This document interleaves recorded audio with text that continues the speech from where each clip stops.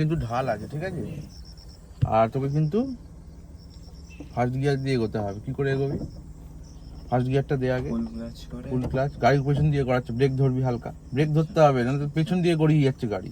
এটা নিউট্রালে আছে, সব ছেড়ে দে, দেখি সব ছেড়ে দে, সব ছেড়ে দে, গড়িয়ে যাবে গাড়ি।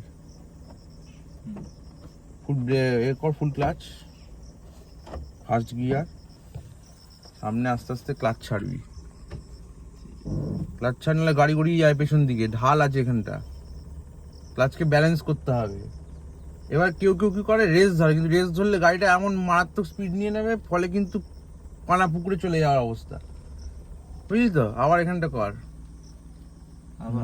এখানটা কর, এটা ধৈর্যর ব্যাপার আছে এখানটা। হ্যাঁ, এটা সমস্ত ব্রিজে করতে হবে।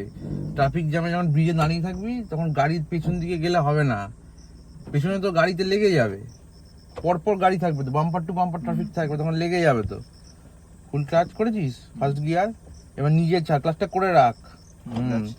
এবার আস্তে আস্তে ক্লাচটাকে ছাড়া, আস্তে আস্তে দেখ, আস্তে ধৈর্য নিয়ে। তো এই তো হবে না মানে, সব হবে, সব হবে। আর এটাই তো খেলা, এটাই তো অর্ধেক লোক করতে পারে না। তুই 3টে ক্লাসে করেছিস, এটাই কিন্তু খেলা আসল। আমি তো ক্লাচের যে নিয়ন্ত্রণ আগে আনা দরকার, যাক জোরে চালানো সবাই পারে, এক্সিলেটারে পা দিলেই জোরে চলে যাবে গাড়ি, সেটা তো কথা নয়। আমি তো ক্লাচের কন্ট্রোলটা আনতে হবে, ক্লাচের কন্ট্রোলটাকে আনতে হবে। ঠিক ছিল তো।